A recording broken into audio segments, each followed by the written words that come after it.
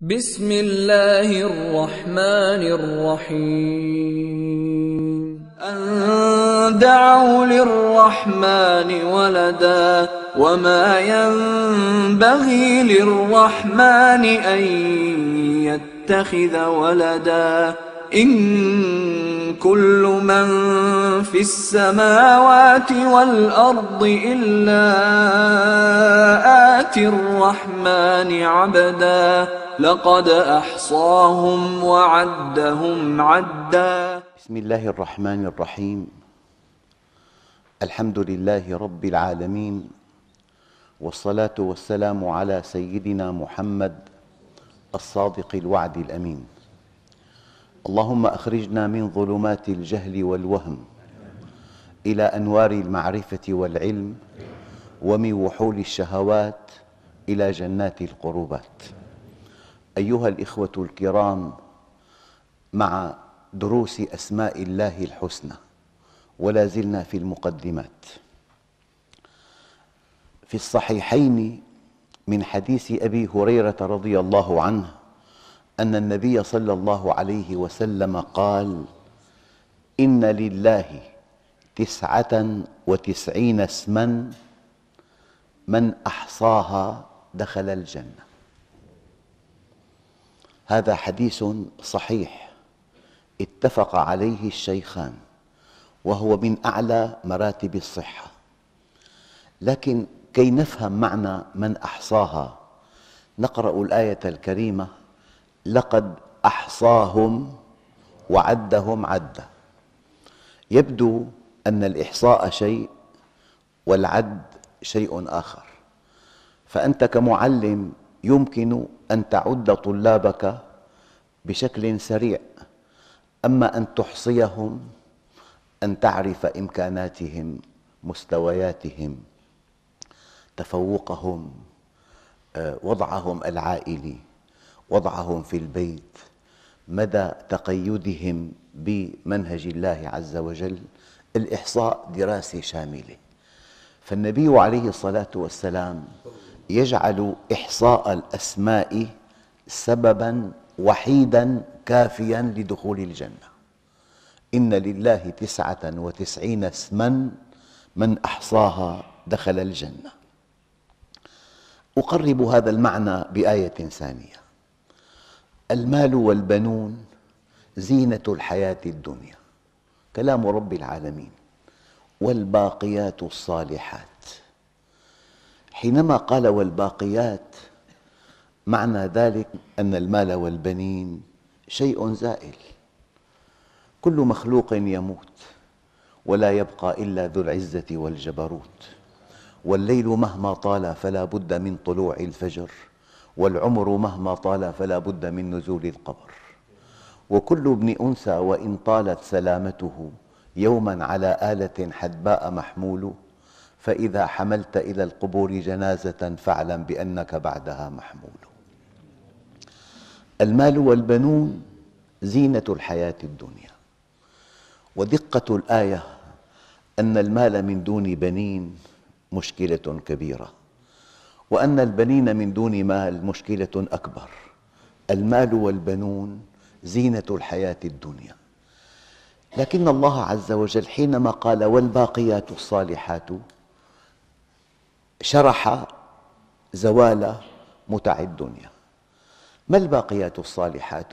قال بعض العلماء: سبحان الله والحمد لله ولا إله إلا الله والله أكبر. دقق: إن سبحته أي نزهته عن كل نقص، ومجدته، وحمدته، ووحدته، وكبرته، فقد عرفته. وإن عرفته عرفت كل شيء، وإن عرفته صغر في عينك كل شيء. وما معنى الله أكبر؟ أكبر من كل شيء، بل أكبر مما عرفت. المال والبنون زينة الحياة الدنيا والباقيات الصالحات. البطولة أيها الإخوة، وأنت زمن في أدق تعاريف الإنسان أنه بضعة أيام، كلما انقضى يوم انقضى بضع منه. هذا تعريف الإمام الجليل الحسن البصري. الإنسان بضعة أيام، كلما انقضى يوم انقضى بضع منه، وما من يوم ينشق فجره إلا وينادي: يا ابن آدم أنا خلق جديد وعلى عملك شهيد، فتزود مني فإني لا أعود إلى يوم القيامة. بل إن الإنسان بضعة أيام وهو في الحقيقة زمن فقط، بضعة أيام، كلما انقضى يوم انقضى بضع منك. لذلك جاءت الآية الكريمة: والعصر إن الإنسان لفي خسر. جواب القسم أن الإنسان خاسر لا محالة. لماذا؟ لأن مضي الزمن يستهلكه فقط، مضي الزمن يستهلكه، لكنه يستطيع تلافي هذه الخسارة إذا تعرف إلى الله وتعرف إلى منهجه وحمل نفسه على طاعته وتقرب إليه بالأعمال الصالحة. إلا الذين آمنوا وعملوا الصالحات وتواصوا بالحق وتواصوا بالصبر. قال الإمام الشافعي: هذه أركان النجاة في الدنيا. لا بد من أن تتعرف إلى الله، ولا بد من أن تحمل نفسك على طاعته، ولا بد من أن تدعو إليه، فالدعوة إليه فرض عين على كل مسلم. الدليل: بلغوا عني ولو آية. لكن الدعوة التي هي فرض عين في حدود ما تعلم ومع من تعرف، في حدود ما تعلم ومع من تعرف. لذلك أيها الإخوة، الإنسان إما أن يستهلك عمره استهلاكاً أو أن يستثمره استثماراً. إذا تعرف إلى الله وتعرف إلى منهجه وحمل نفسه على طاعته وتقرب إليه، يكون قد أنفق وقته استثماراً، يعني أنفق وقته في عمل جليل ينفعه بعد مضي الزمن. لذلك أيها الإخوة، موقع أسماء الله الحسنى من العقيدة موقع كبير. إن لله 99 اسماً من أحصاها دخل الجنة. ماذا يقول العالم الجليل ابن القيم رحمه الله تعالى؟ يقول: العلم بأسمائه وإحصاؤها أصل لسائر العلوم، فمن أحصى أسماءه كما ينبغي أحصى جميع العلوم. وفضل كلام الله على كلام عباده كفضل الله على عباده. الآن فضل معرفة الله على معرفة خلقه كفضل الله على خلقه. إنسان يحمل أعلى شهادة في الفيزياء النووية، إذا انتهى أجله انتهت هذه الشهادة. يقول لك الدكتور فلان عميد أسرتهم، انتهى. لكن إذا تعرف إلى الله ينتفع بهذه المعرفة بعد الموت وإلى أبد الآبدين. لهذا كل علم ممتع، لكن ما كل علم ممتع بنافع. والعلم النافع قد يكون غير مسعد. ما كل علم نافع بمسعد، إلا أنك إذا تعرفت إلى الله فهو علم نافع ممتع مسعد في الدنيا والآخرة. لذلك إن لله 99 اسماً من أحصاها دخل الجنة. كيف نحصيها؟ قالوا: إحصاؤها أن تتعرف إلى ألفاظها وعددها. وقالوا: إحصاؤها أن تفهم معانيها ومدلولاتها. وقالوا: إحصاؤها الدعاء بها، الدعاء بها كما ينبغي، دعاء ثناء وعبادة ودعاء مسألة وطلب. هذا معنى إحصائها عند ابن القيم رحمه الله تعالى.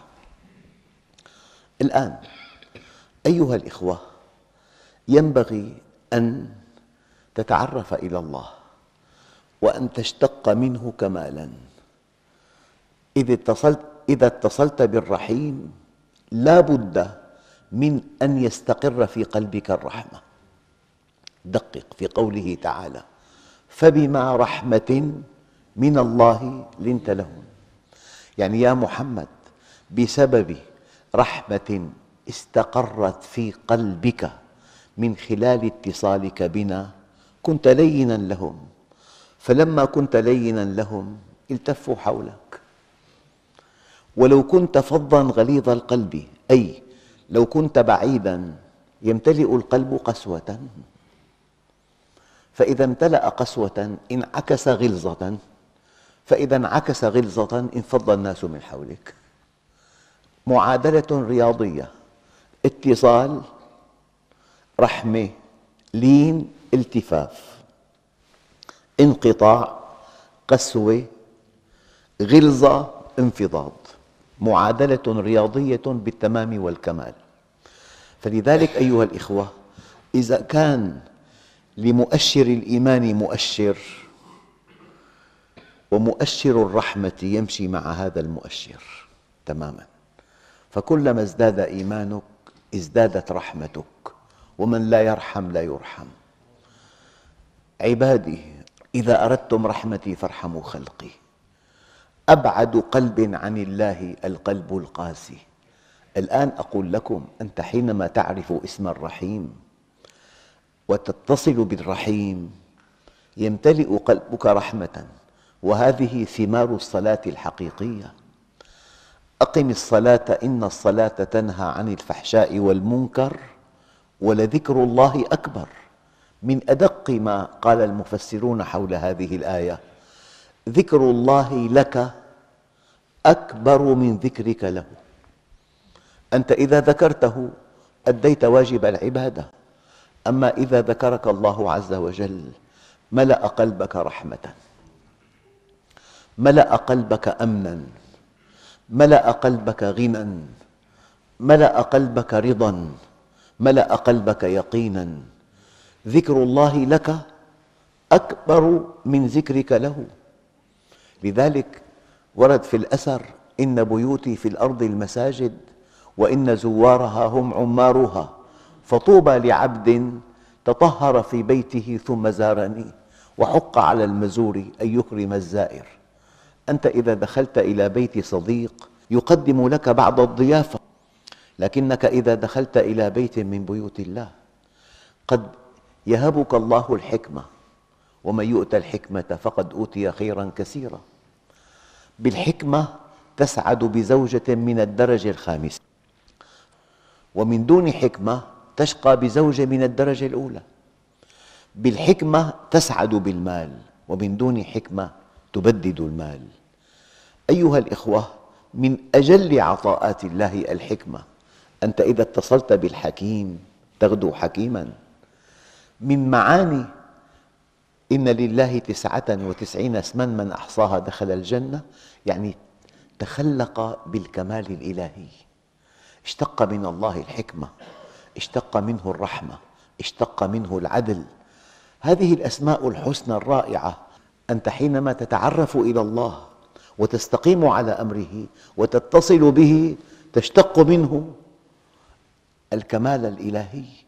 فلذلك قد أفلح من زكاها وقد خاب من دساها. الفلاح كل الفلاح، النجاح كل النجاح، الفوز كل الفوز في أن تعرفه. يا ربي، ماذا فقد من وجدك وماذا وجد من فقدك؟ وإذا كان الله معك فمن عليك، وإذا كان عليك فمن معك؟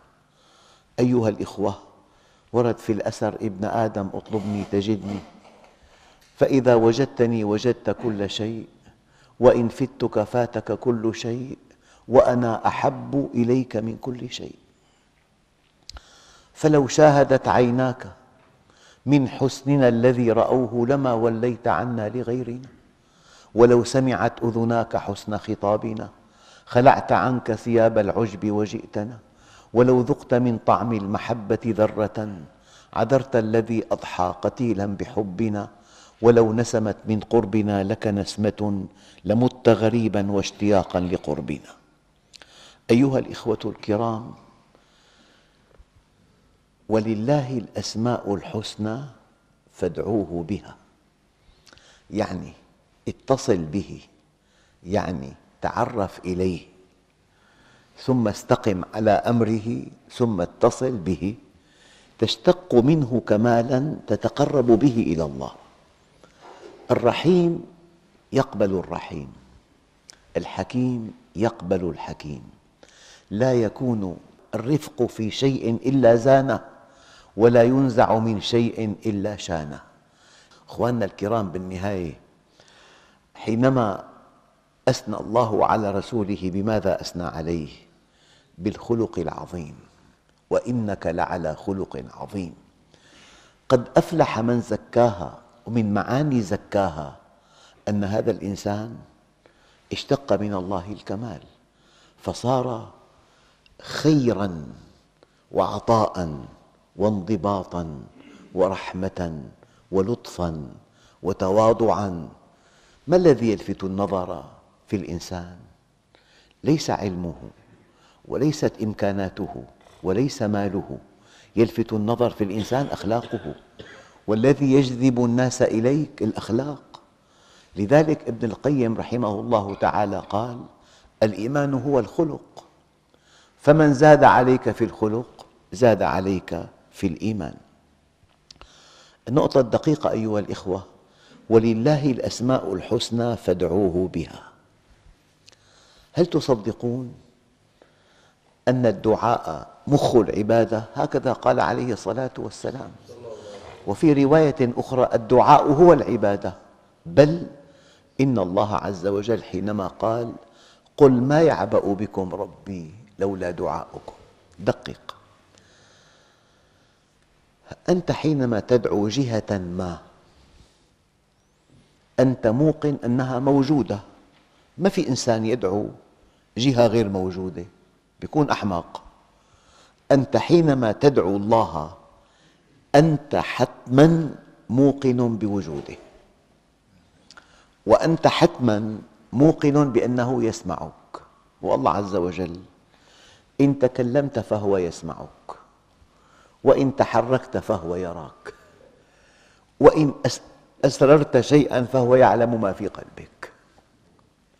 إن تكلمت فهو يعلمك، وإن تحركت فهو يراك، وإن أسررت فهو عليم بذات الصدور. علم ما كان، وعلم ما يكون، وعلم ما سيكون، وعلم ما لم يكن لو كان كيف كان يكون. أنت حينما تدعو الله موقن قطعاً أنه موجود، وموقن قطعاً أنه يسمعك، وموقن قطعاً أنه قادر على كل شيء، وهو على كل شيء قدير. القوانين بيده، الأقوياء بيده، من فوقك بيده، من تحتك بيده، من حولك بيده، صحتك بيده، رزقك بيده، أهلك بيده، أولادك بيده. لذلك ما تعلمت العبيد أفضل من التوحيد. فلا تدع مع الله إلها آخر فتكون من المعذبين. أحد أكبر أسباب العذاب النفسي أن تدعو مع الله إلها آخر. فلذلك أنت حينما تدعو الله ولله الأسماء الحسنى، أسماؤه حسنى، كماله مطلق. أخواننا الكرام، القاضي إذا حكم 1000 حكم 5 أحكام غير عادلة عن خطأ في التصور أو في المعلومات، يسمى عند أهل الأرض قاضياً عادلاً. هذا شأن البشر، لكن شأن خالق البشر أنه لا يمكن أن نجد خطأ واحداً في أفعال الله عز وجل. هذا معنى سبحان الله. الله عز وجل مطلق، منزه عن كل نقص إطلاقاً. فلذلك أنت حينما تتصل بالإله المطلق تشتق منه الكمال. الذي يلفت النظر في شخصيتك الكمال الذي اكتسبته من اتصالك بالله عز وجل.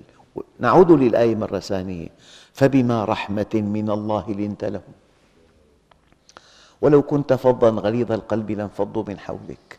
في ملمح دقيق جدا أيها الإخوة، يعني أنت أيها النبي، أنت سيد الخلق وحبيب الحق وسيد الأنبياء والمرسلين وسيد ولد آدم وحبيب رب العالمين، ويا من بلغت سدرة المنتهى، ويا من أوتيت الوحي والقرآن والمعجزات. أنت على الرغم من كل ذلك لو كنت فظا غليظ القلب لانفضوا من حولك. فكيف بإنسان ليس نبيا ولا رسولا ولا يوحى إليه ولا معه معجزات ولا عنده بيان ولا فصاحة وفيه غلظة؟ لم الغلظة؟ من أمر بمعروف فليكن أمره بمعروف. فإذا الذي بينك وبينه عداوة كأنه ولي حميم، ما لم تعامل الذي بينك وبينه عداوة كأنه ولي حميم أنت لست في المستوى المطلوب. لكن هناك أخطاء كثيرة تداخلت أخلاق الجهاد مع أخلاق الدعوة إلى الله. أخلاق الدعوة إلى الله: فإذا الذي بينك وبينه عداوة كأنه ولي حميم. أما أخلاق الجهاد: يا أيها النبي جاهد الكفار والمنافقين واغلظ عليهم. هي أخلاق الجهاد. أكبر خطأ أن يستخدم الدعاة أخلاق الجهاد في الدعوة إلى الله. ولو كنت فظا غليظ القلب لانفضوا من حولك. فلذلك أنت حينما تدعو الله أنت موقن أنه موجود، وأنت حينما تدعو الله أنت موقن بأنه يسمعك، وأنت حينما تدعو الله أنت موقن بأنه قدير على كل شيء، وأنت حينما تدعو الله أنت موقن فضلا عن كل ذلك أنه يريد أن يستجيب لك، يحبك. إلا من رحم ربك ولذلك خلقهم. إنسان ناجى ربه قال: يا رب، إذا كانت رحمتك، دققوا في الآية، اذهبا إلى فرعون إنه طغى فقولا له قولا لينا لعله يتذكر أو يخشى. إنسان ناجى ربه فقال: يا رب، إذا كانت رحمتك بمن قال أنا ربكم الأعلى، اذهبا إلى فرعون إنه طغى فقولا له قولا لينا، فكيف رحمتك بمن قال سبحان ربي الأعلى؟ وإذا كانت رحمتك بمن قال ما علمت لكم من إله غيري، فكيف رحمتك بمن قال لا إله إلا الله؟ لذلك قل ما يعبأ بكم ربي لولا دعاؤكم فقد كذبتم. أنت حينما تدعو الله موقن بأنه موجود، وموقن بأنه يسمعك، وموقن بأنه قدير على كل شيء، وموقن بأنه يحب أن يرحمك. إلا من رحم ربك ولذلك خلقهم. لذلك قل ما يعبأ بكم ربي لولا دعاؤكم إن لله 99 اسما من أحصاها دخل الجنة ولله الأسماء الحسنى فادعوه بها. تعرفوا إليه، تعرفوا إلى منهجه، احملوا نفسكم على طاعته، تقربوا إليه بالأعمال الصالحة، تتصلون به. إن اتصلتم به تشتقون الكمال الرائع من الذات العلية، من الذات الإلهية. عندئذ الكمال ليس تصنعاً، الكمال سجية طبعاً، في لطف، في تواضع، في رحمة، في إنصاف، في حكمة بالغة. لذلك أنت حينما تتصل به تذكره، وذكرك له أقل من ذكره لك. إذا ذكرك منحك القرب، منحك السعادة، منحك الرضا، منحك اليقين، منحك الأمن. هذه نعم الله الكبرى أيها الإخوة.